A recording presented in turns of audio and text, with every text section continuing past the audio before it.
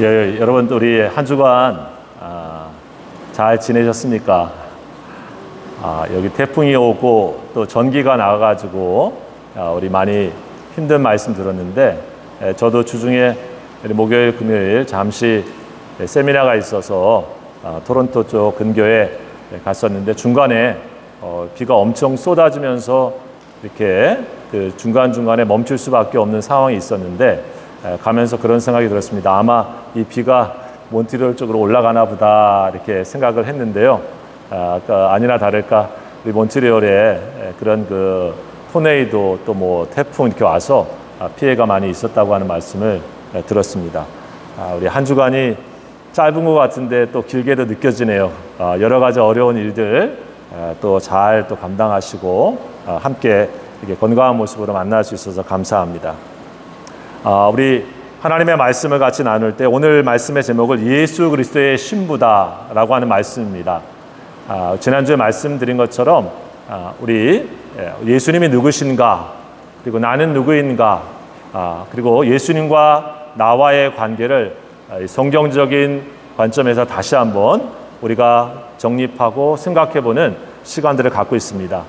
그래서 우리 수련회를 통해서 우리가 가장 먼저 생각했던 것은 내가 하나님의 사람이구나, 예수 그리스도를 믿음으로 영접하고 하나님의 자녀로 태어나서 우리가 주님의 사람이 된 우리들이 내가 하나님께 속해 있는 하나님의 사람이다 라고 하는 것을 우리가 함께 시작했다고 하면, 우리 지난주는 이제 예수님과의 관계 속에서 하늘과 땅의 모든 권세를 가지신 예수님께서 우리를 세상의 앰베서더, 대사로 보내셔서 이 세상 속에 하나님 나라의 통치를 계속해서 이루어가는 그런 존재들로 우리를 삼고 계시다. 그래서 한 분 한 분들이 하나님께로부터 위임받은, 임명받은 외교관들인 것 같습니다. 복음의 외교관들, 그렇죠?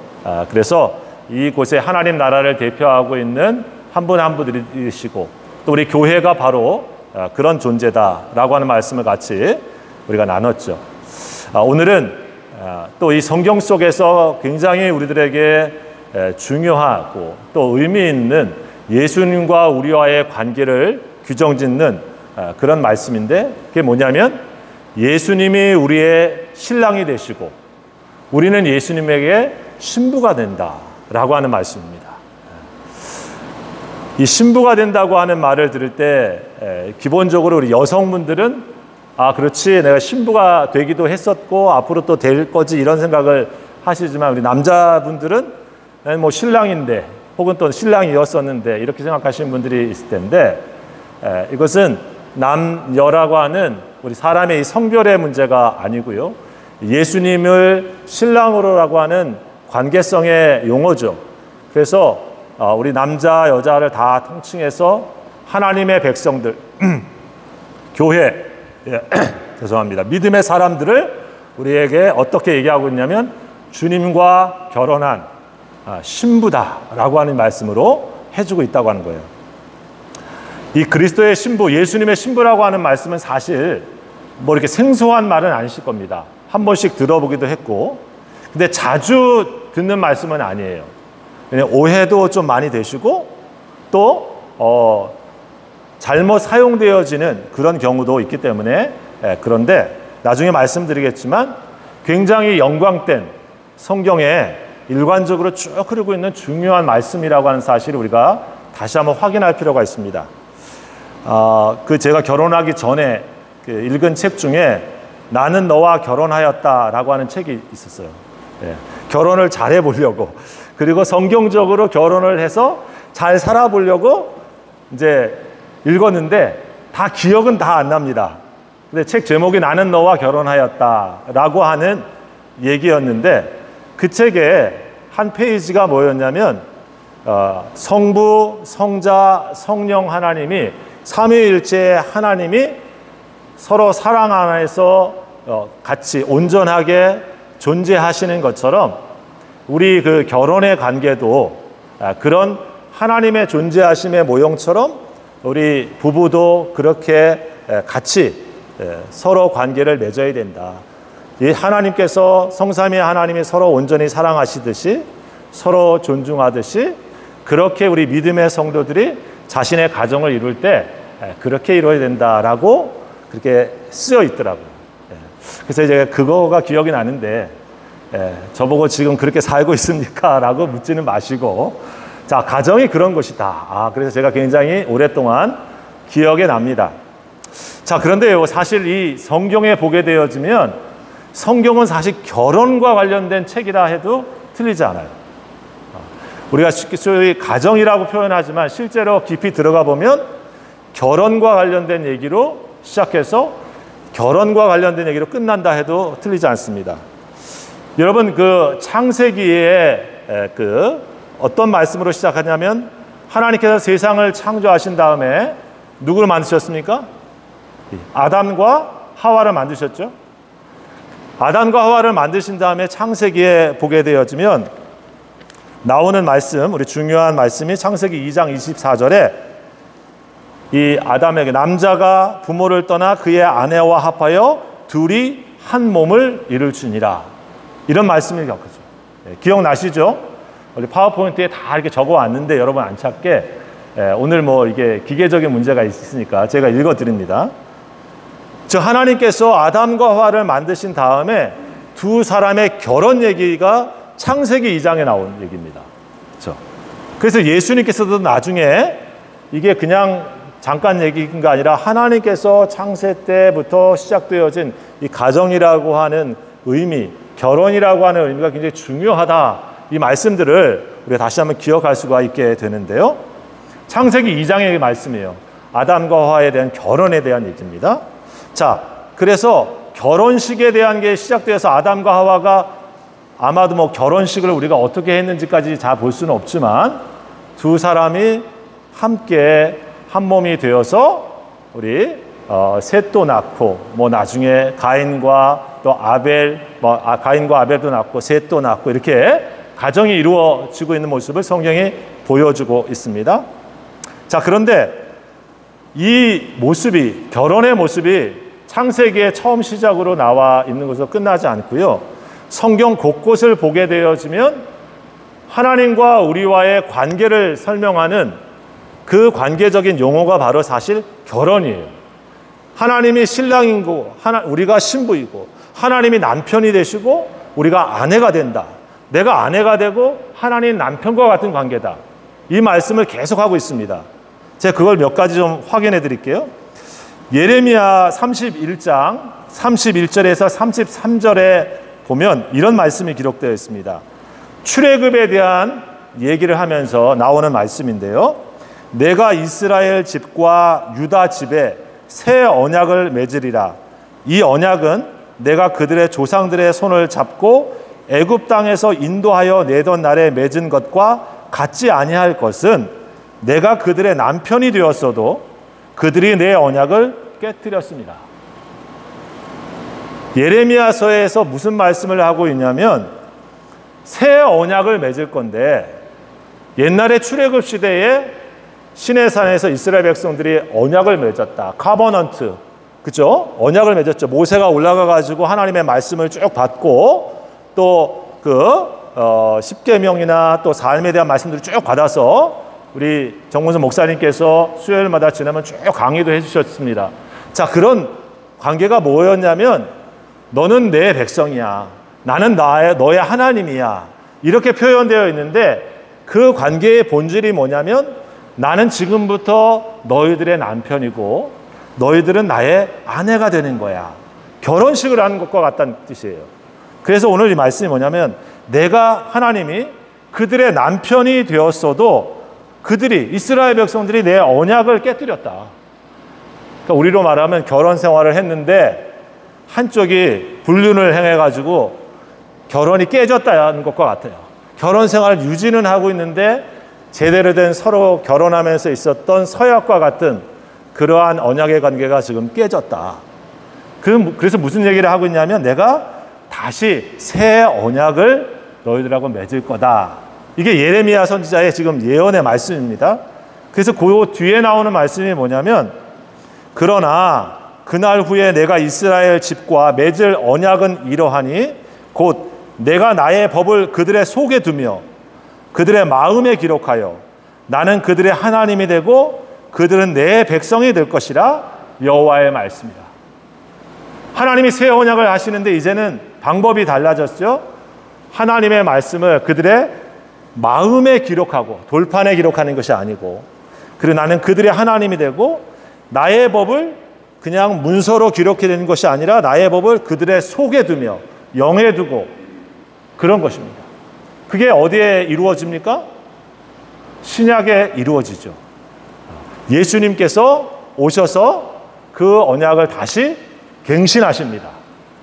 자, 그 예수님이 언약을 갱신하기 전에 구약에 그래서 계속 하나님께서는 이스라엘 백성들과 나는 너의 신랑과 같고 너는 나의 신부와 같다.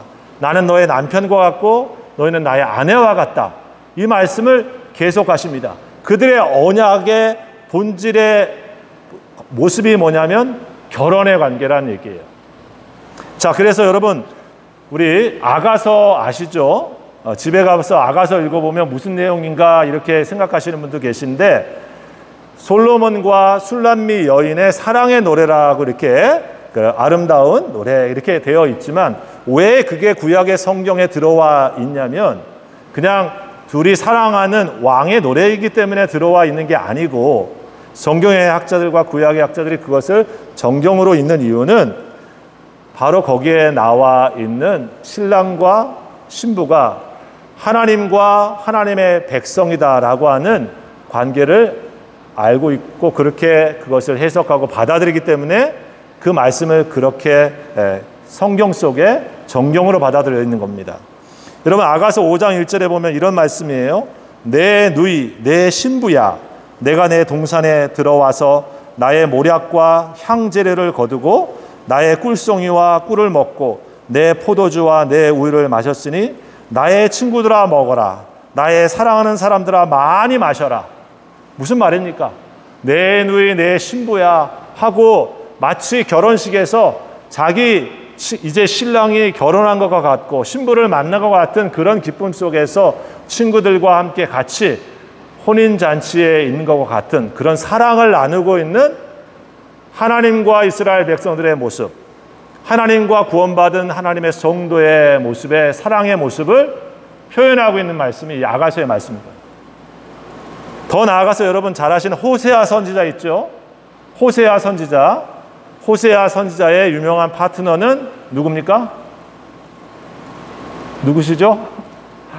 우리 고멜 여사입니다. 예, 고멜 여사는 품행이 방정치 못했어요.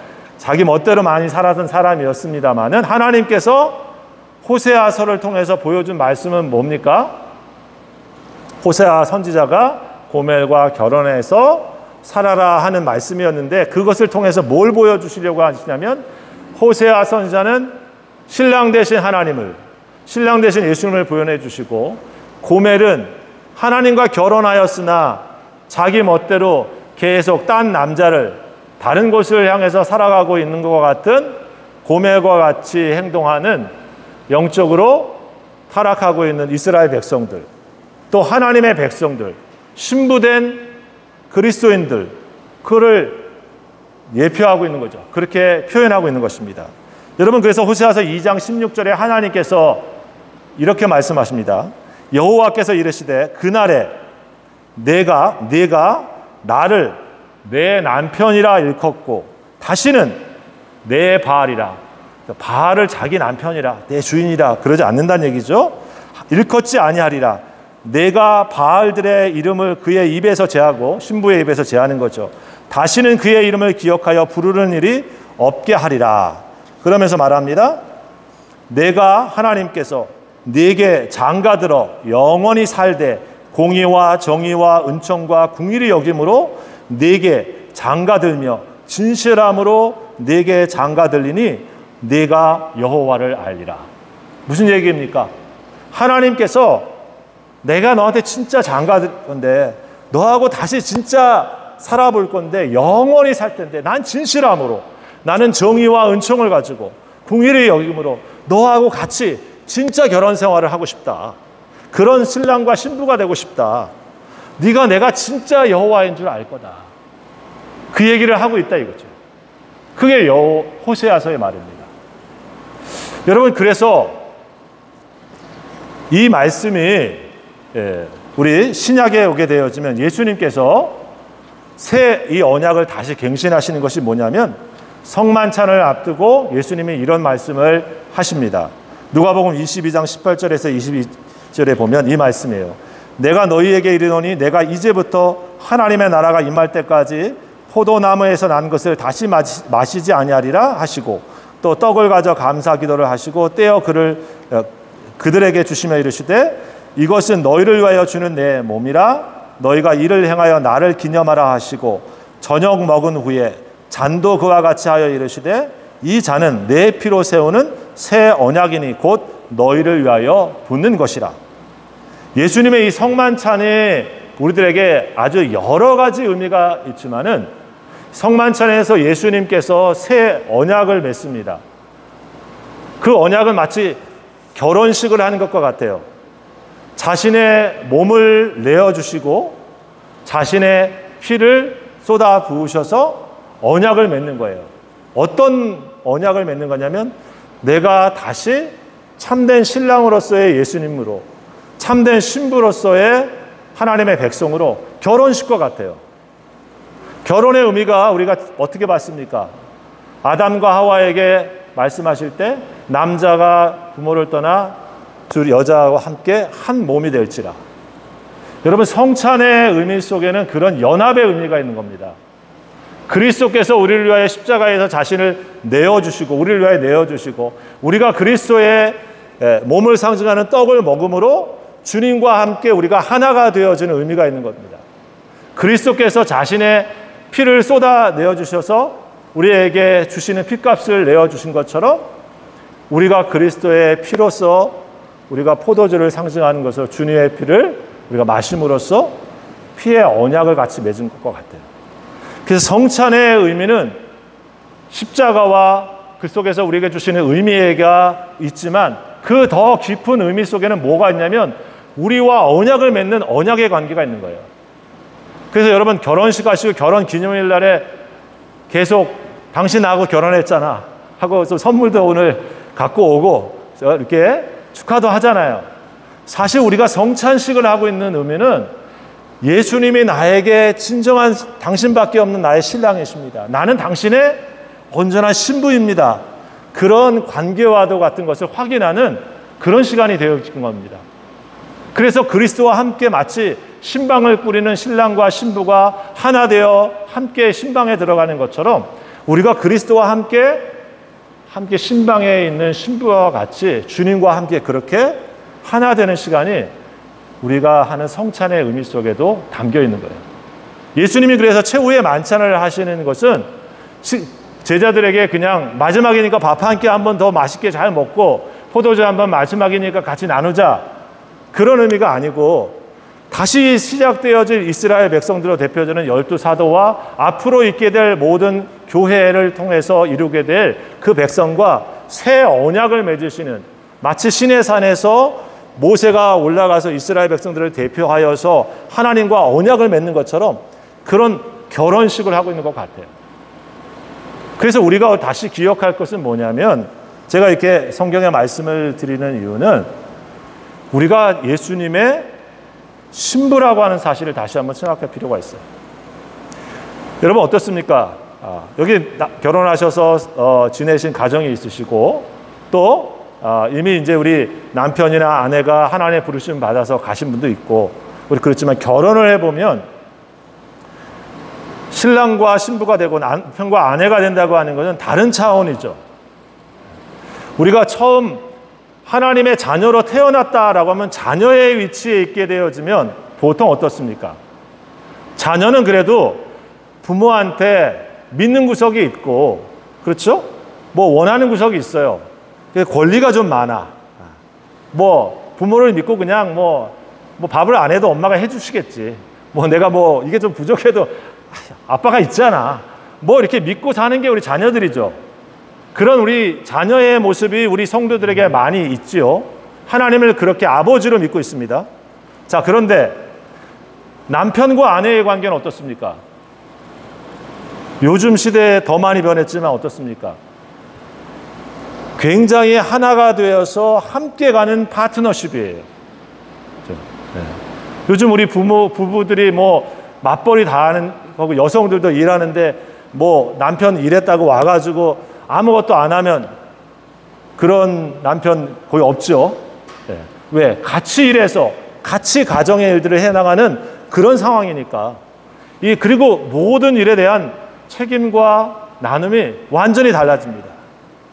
제가 좀 이따 말씀드릴 텐데 신랑과 신부로서 자신을 생각하는 그리스도인의 모습은 굉장히 다른 거죠. 자, 그런데 여러분, 오늘 성경의 본문이 뭡니까? 우리 고린도후서 11장 하고 여러분 그 주보에 나와 있죠? 그 다음에 요한계시록 말씀이 나와 있습니다. 이 고린도후서 11장에 무슨 내용이냐면 사도 바울이 오늘 2절에 보면 이렇게 말을 하고 있어요. 사도 바울이 내가 하나님의 열심으로 너희를 위하여 열심을 내노니 내가 너희를 정결한 처녀로 한 남편인 그리스도께 드리려고 중매함이로다. 사도 바울이 예수님을 누구로 소개하고 있습니까? 남편, 그죠? 그러니까 신랑이죠. 그리고 너희를, 고린도 교회 성도들을 뭐라고 표현하고 있습니까? 정결한 처녀. 그러니까 자신이 하고 있는 역할이 지금 뭐냐면 이 정결한 처녀와 같은 고린도 교회 성도들을 예수님에게 매칭시켜주고 있다. 중매시켜져서 결혼을 시키고 있는 그런 역할을 자기가 지금 사도가 그런 역할을 하고 있다라고 얘기를 하고 있는 거죠. 자, 여러분 여기에서 우리 교회가 신학적으로 성경적으로 뭘 의미하고 있냐면 예수님의 신부다라고 얘기를 하고 있는 거예요. 그래서 우리가 예수 믿게 된 다음에 하나님의 자녀로 끝나는 게 아니고 우리가 어떤 존재인가? 예수님의 신부라는 거예요. 예수님하고 결혼한 사람들이에요. 우리 다혜 아직 결혼을 안 했지만 이미 예수님하고 결혼한 사람이야. 그죠? 우리 남편이 지금 안 계시는데 남편 된 예수님이 지금 계십니다. 자, 거기에만 머물지 않고요. 중요한 사실이 뭡니까? 제가 요한계시록 19장 말씀을 드렸어요. 요한계시록의 19장인 우리 천국의 모습이고 결론의 모습인데 그 결론의 모습이 또 뭐냐면은 결혼식이에요. 창세기에 아담과 하와의 결혼식이 있다면 그리고 하나님이 부부로서 살아가는 삶에 대한 얘기를 구약에 쭉 하셨다고 하면 요한계시록의 마지막이 뭐냐면 혼인잔치 얘기입니다. 결혼식이에요. 신랑 누구? 신랑 누구? 예수님. 네. 신부가 누구냐? 하나님의 교회예요. 그리고 저와 여러분. 이 말씀을 하고 있는 거예요, 이게. 그래서 19장에 그렇게 말씀하고 있습니다. 7절에 보면 우리 19장 7절에 우리가 즐거워하고 크게 기뻐하여 그에게 영광을 돌리세 어린 양의 혼인 기약이 이르렀고 그의 아내가 자신을 준비하였으므로 그에게 빛나고 깨끗한 세마포의 옷을 입도록 허락하셨으니 이 세마포 옷은 성도들의 옳은 행실이로다 하더라. 천사가 내게 말하기를 기록하라. 어린 양의 혼인잔치에 청함을 받은 자들은 복이 있도다. 성경의 마지막이 뭐냐면 여러분 혼인식 하러 가는 거예요. 예수님이 우리에게 오시는 날은 뭐냐면 오겠다고 하는 신랑이 오는 날이고요. 그리고 그 예수님을 만나는 사람은 누구냐면 신부들이 만나는 거죠. 나는 신부 결혼할 생각이 없는데 신부 아닌데 우리 세상적인 의미 그런 것을 내려놓고 예수님하고 결혼하는 관계가 바로 천국의 마지막 피날레예요. 페스티벌 같은 거죠. 그게 지금 성경 속에 계속 다 같이 흐르고 있는 말이에요. 그러니까 그리스도인들을 예수님께서 어떻게 생각하는가? 예수 믿고 구원받아서 그냥 있는 정도가 아니고 그런 사람들을 하나님의 자녀야 하고 축복하는 그런 정도로 있는 게 아니고 오늘 말씀을 보게 되면 예수님과 함께 가장 친밀한 신랑과 신부로 말씀하고 있다고 하는 사실을 우리가 기억해야 된다고 하는 것이죠. 여러분 여기서 한 가지 기억할 것은 시간이 많이 허락되지 않아서 다 설명할 수는 없지만은 신부가 누구인가라고 하는 것에 오늘 이 사도 바울이 얘기한 것처럼 다른 복음과 다른 영과 다른 가르침을 가지고 수많이 잘못 해석하고 잘못 인도하는 사람이 아주 많습니다. 지금 여러분은 신부가 나야, 교회 이렇게 들었지만 어떤 사람들은 이 신부를 어떻게 해석하냐면 우리 이단과 같은 정명석 같은 그런 JMS의 이단은 자기가 신랑이야. 자기가 재림한 예수고 신부는 누군가? 여자들 그 중에서 많이 믿는 사람 중에서 마치 자기가 제일 좋아할 이쁘고 괜찮은 사람들을 또 신부 그룹으로 해가지고 그런 사람들을 착취하고 성희롱하고 그런 악한 일들을 하는 그런 교주가 있어요. 그런 사람들을 이 성경을 이용해서 너희들이 신부야, 나의 신부야 하면서 그런 성경을 가지고 그렇게 해석해서 합니다. 그 경계하고 알아야 되죠.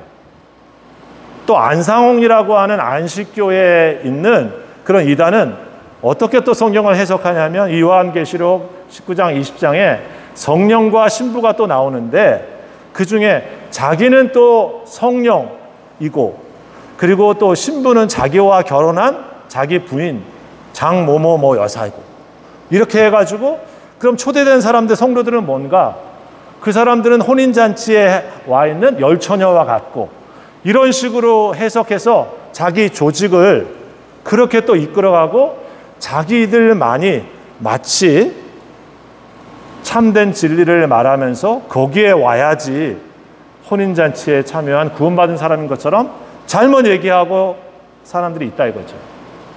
지금만 있는 게 아니라 오늘 사도 바울이 말하고 있는 얘기가 그런 얘기입니다. 내가 지금 예수님에게 너희들을 중매하려고 하는데 그 진짜 신랑이고 진짜 신부 한 명에서 중매하려고 딱 하고 있는데 신부가 신랑은 한 명밖에 없는데 다른 사람이 신랑인 줄 알고 딴 데 찾고 또 딴 얘기하는 딴 사람 쫓아서 가고 야, 저 중매정인 사도 바울은 아무것도 아니야. 잘못한 것 같아. 잘못된 신랑을 소개하는 것 같아. 여기야 저기야. 그러고 있다 얘기예요. 누가 3절에 보면 뱀이 그 관계로 하와를 미혹한 것 같이 너희 마음이 그리스도로 향하는 진실한 것 깨끗함에서 떠나 부패할까 함이라. 예수님밖에 신랑이 없는데 자기가 예수라고 하는 사람을 쫓아가고 그리고 거짓된 잘못된 가르침에 맞춰서 자기가 거기에 신부가 되려고 가고 사도 바울 고린도 교회가 그래서 잘못되고 있는 것을 경계하고 있는 거예요. 그 당시에도 거짓 사도가 있고 거짓 선지자가 있었다는 거예요. 여러분 그러니까 제가 이 말씀을 드리는 거는 그래서 부지기수로 많습니다. 교회가 가르쳐주는 건 잘못이야. 이게 진짜야 하면서 여러분 그렇게 이끄는 사람들의 솔깃해가지고 넘은 사람이 얼마나 많습니까? 여러분 성경이 그래서 예수 그리스도 안에 있는 교회와 우리 성도들을 예수님의 신부다 말씀하고 있다. 구원받은 하나님의 백성일 뿐만 아니라 주님과 결혼한 신부라고 하는 사실을 우리 신분에서 나의 신분이 어떤 것인가 그러면서 우리가 생활하고 살자 이거죠. 여러분 내가 예수님의 신부라고 하는 의미가 뭐냐 이거 그러면 그렇죠. 신부라고 하는 의미 속에는 첫 번째로는 예수님에게 신랑에게 가장 값진 존재라고 하는 거예요. 신랑에게 가장 이 세상에 많은 사람이 있지만 신부만큼 귀중한 사람이 어디 있습니까? 이스라엘 백성들의 결혼과 고대 결혼을 보게 되어지면 신랑은 신부를 얻기 위해서 그 신부 집에 가가지고 값을 치릅니다. 요즘 신부 지참금이라고 하죠. 요즘 우리하고는 좀 다른 시대이지만 고대 사회는 거의 다 그런 것으로 우리가 이해할 수 있죠. 그래서 그 신부의 값을 치러요. 그래서 그 신부를 데리고 옵니다. 그러니까 그 신부의 값을 얼마큼 치른 거에 따라서 사실 신부의 밸류가 정해지는 거죠. 그렇죠? 근데 한번 생각해 보십시다. 예수님께서 신랑으로서 오셔가지고 우리를 신부 맞으실 때 값을 얼마나 치렀을까요? 1억? 10억 치렀습니까? 얼마나 치렀어요? 다혜야, 얼마를 주고 우리를 신부 맞이하신 거야, 예수님께서? 모르죠. 그 남편이 앞으로 생기면 그 남편이 우리 다혜 신부로 데려가고 싶다 그러면서 우리 엄마 여기 계신데 네, 엄마를 데려가고 싶습니다.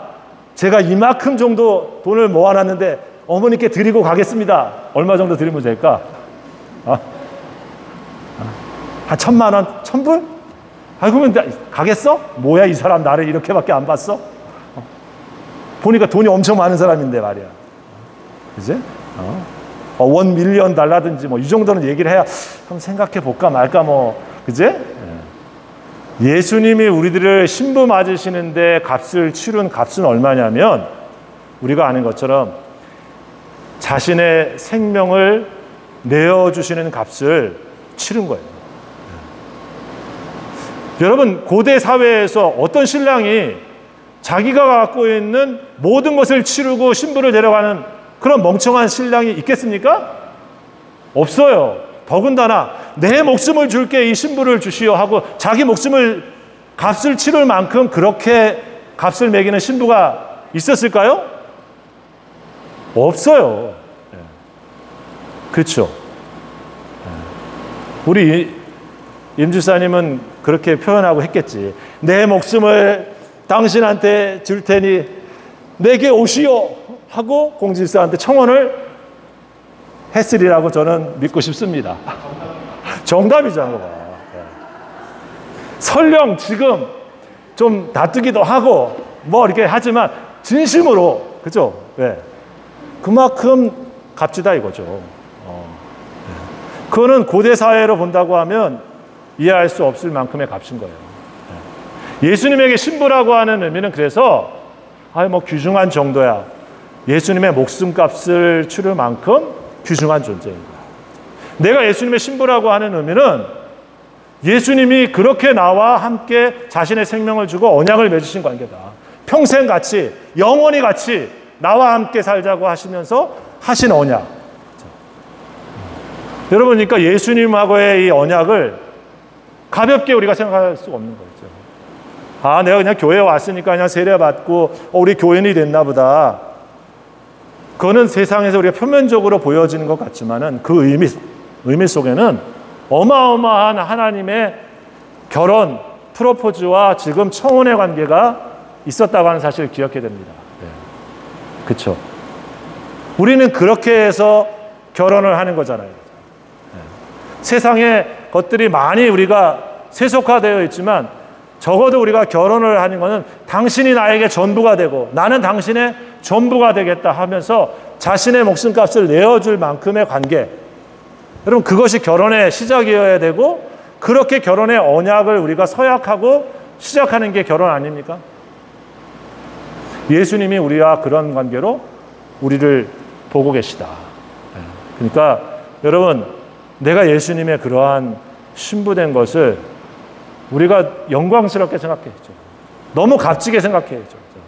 아무것도 아닌 것처럼 우리를 생각한다고 하면 정말 신랑이 속상해하는 거죠. 그렇지 않습니까?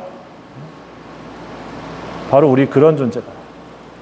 여러분, 두 번째 이 신부라고 하는 의미는 어떤 게 있냐면 누구보다도 신랑과 친밀하다고 하는 거예요. 네.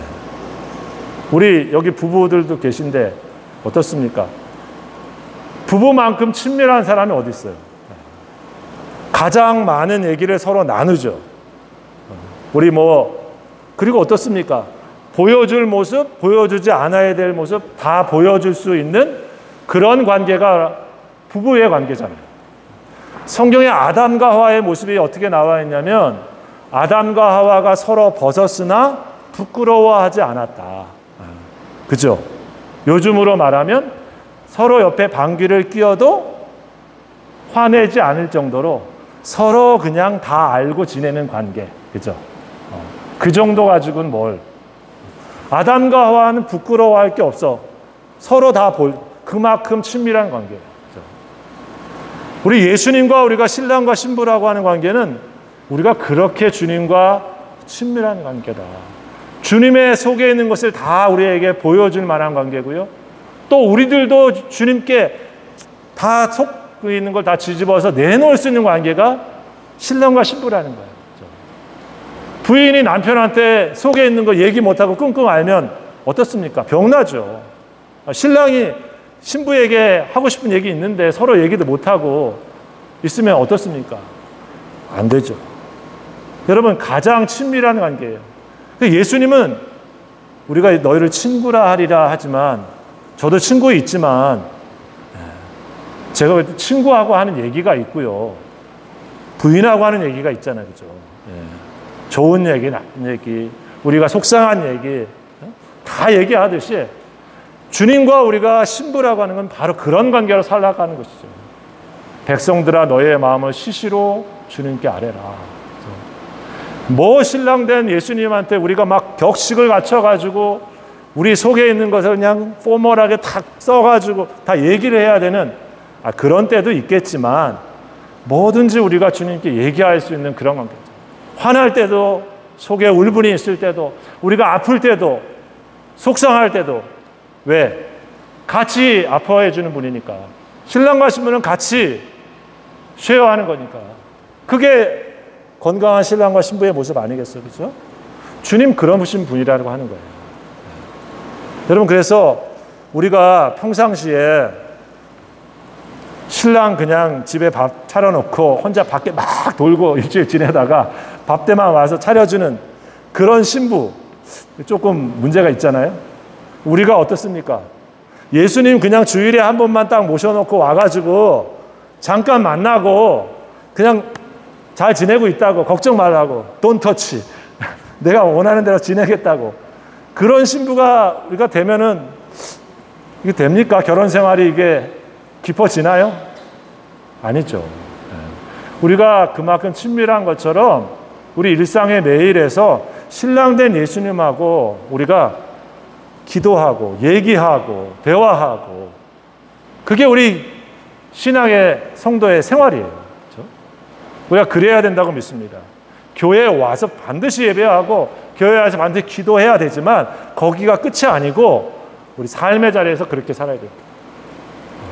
세 번째, 여러분, 신부는 뭡니까? 신랑에게 있어서 온전한 사랑의 대상이에요. 서로가 서로에게 사랑을 100% 주는 관계가 신랑과 신부의 관계입니다.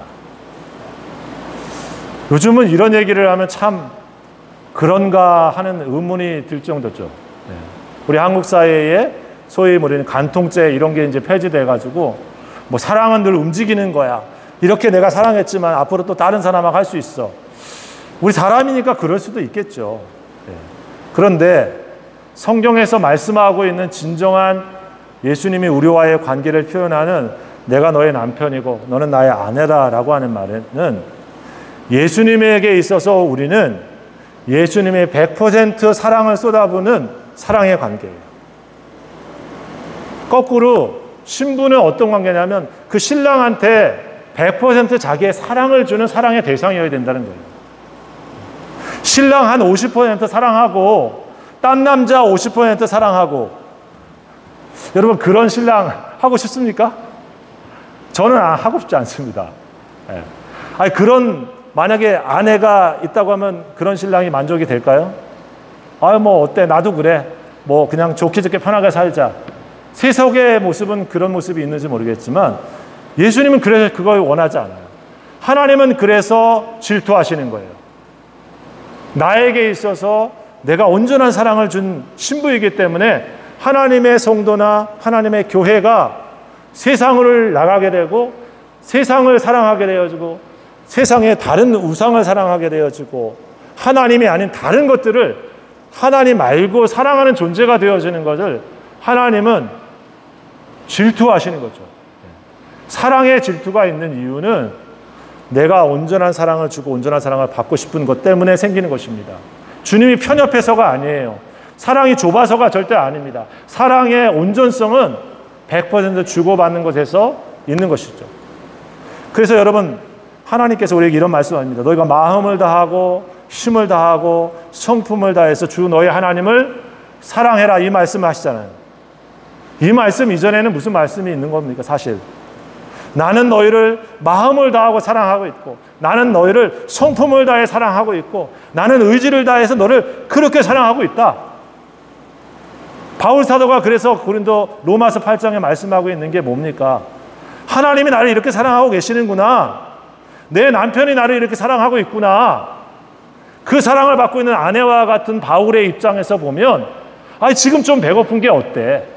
나와 같이 하나님이 이 배고픈 거 같이 견뎌주고 계신데, 좀 어려운 거 갖고 있는 거 어때? 하나님도 어려운데 같이 있는데, 내 남편하고 같이 가는데, 힘든 환란 있는 거 나만 혼자 있는 게 아닌데 같이 가고 있는데, 이 사랑이 나를 넉넉하게 이 모든 것에서 이기게 한다. 믿음을 고백하고 있잖아요. 부부가 어렵고 힘들지만 둘이 정말 끈끈하게 깊은 사랑을 갖게 되어지면 어떻습니까? 어려움을 뚫고 갈 수 있는 힘이 거기에 있는 게 가정이고 부부의 관계 아니겠어요? 성도의 관계도 마찬가지라고 믿습니다. 여러분, 우리가 주님과 함께 있을 때 기억해야 될 것은 하나님이 우리들에게 그렇게 사랑으로 우리의 신부를 대하고 계시다. 내가 비록 그렇게 하나님을 향해 그렇게 잘 나가고 있지 오늘 못한다 할지라도 여러분 그걸 기억하십시오. 그래서 그 사랑에 내가 응답할 수 있도록 하나님 그 사랑을 더 느끼게 해주시고 또 경험하게 해주시고, 나도 그렇게 하나님 앞에 온전히 하나님 앞에 그런 사랑으로 내가 지내길 원합니다. 여러분, 이게 신부의 자세죠. 그런 마음 속에서 우리가 하나님의 말씀을 지켜가고 그런 말씀 속에서 하나님의 성도의 삶을 살아가는 것 속에서 우리에게 순결함도 나오는 것이고요, 우리 깨끗함도 나오는 것이고 진실함도 나오는 것이지. 그렇죠? 바리새인과 같은 외적인 도덕의 문제가 아니고 주님과의 관계 속에서 나오는 우리의 인격과 성품이 그런 열매로 우리 성도의 삶에 맺혀지게 되는 줄 믿습니다. 여러분, 오늘 성경의 마지막 요한계시록은 그 신부에게 혼인 기약이 있다라고 말하고 있습니다. 무슨 얘기냐면 고대의 이 결혼의 관계를 표현하면서 말하고 있는 거예요. 고대 결혼은 신부에게 지참금을 주고 다 그 신랑 신부 부모님에게 준 다음에 바로 그날 신부를 데려오지 않습니다. 그렇게 정혼을 하는 거예요. 마치 우리 요셉이 마리아와 정혼한 사이다라고 나와 있는 것처럼 정혼한 거예요. 요즘에 약혼보다도 더 센 겁니다. 이미 그때부터 그 여인은 그 신랑의 부인이야. 하지만 결혼식은 언제 하냐면 약 1년 후에 다시 신랑이 데리러 옵니다. 그 신부를 맞이하기 위해서 처소를 준비하고 오는 거예요. 그래서 요한복음 14장에 예수님께서 말씀하고 있는 거예요. 너희는 마음에 근심하지 말라. 하나님을 믿으니 또 나를 믿으라. 내가 처소를 예비하러 가노니 준비하면 다시 오겠다. 결혼식에 관련되어 있는 그러한 속에서 말씀을 하고 있는 겁니다. 그래서 주님의 재림이 뭐냐면 신부된 성도들을, 신부된 교회를 다시 신방에 데리러 온다라고 하는 것과 같은 거예요. 그래서 우리에게 예수님의 재림이 있는 겁니다. 여러분, 예수님이 오신다고 하는 건 신부가 결혼식 날을 기다린 것과 같은 거예요. 결혼식 날을 싫어하는 신부, 좀 이상하죠, 그죠? 신랑이 마음에 안 들거나 결혼 생활에 대한 기대가 없거나 뭐 다른 이유겠지만 정말 신랑을 만나고 싶어하고 신랑과 같이 살고 싶은 사람은 결혼식 날을 기다리는 거죠. 그래서 예수님 믿는 성도들이 주님의 오시는 날을 기다리면서 살아가는 거예요. 이 세상이 싫으니까 그냥 빨리 천국 가야지, 이런 차원이 아니고 내가 주님과 함께 영원히 같이, 내 신랑 된 주님과 영원히 같이 지내야지 하는 모습으로 기대하면서 살아가고 있는 것이 지금 이 땅에서의 시간입니다. 거기는 그래서 기다림이 필요해요. 인내가 필요한 거예요. 그래서 열처녀 비유가 같이 언제 올지 모르니까 이스라엘의 결혼식은 밤에 합니다. 밤에 해요. 그래서 밤에 오는 거예요, 신랑이. 그래서 깨어 있어라 말씀하고 있는 거죠. 신랑이 올 때 근신해서 준비해라. 교회가 바로 주님을 맞이할 것을 깨어있는 마음으로 신부처럼 자기를 준비해라. 그렇죠? 여러분, 내일 언제 올지 모르는 결혼식을 앞두고 있는 신부가 아무 단장도 안 하고 자기 준비도 안 하고 있는 신부 있습니까? 메이크샵도 가고, 저도 결혼하기 전에는 좀 헬스장도 다니고 건강하게 멋있게 우리 결혼을 해야지 이러고 다닌 적이 있었는데 요즘 안 하고 있지만, 여러분 신부들 보면 어떻습니까? 막 다 이렇게 모양도 더 내시고, 그쵸? 멋있게 결혼식에 들어가려고. 똑같아요. 우리들이 바로 그렇게 주님 앞에 결혼식을 위해 준비하는 신부처럼 그렇게 우리를 살아가라. 딴난 자 자꾸 눈 돌리지 말고, 딴 곳에 하지 말고 신랑만을 생각하면서 이 세상 속에서 정원자로 살아가라. 그 말씀이 여기에 의미에 있습니다.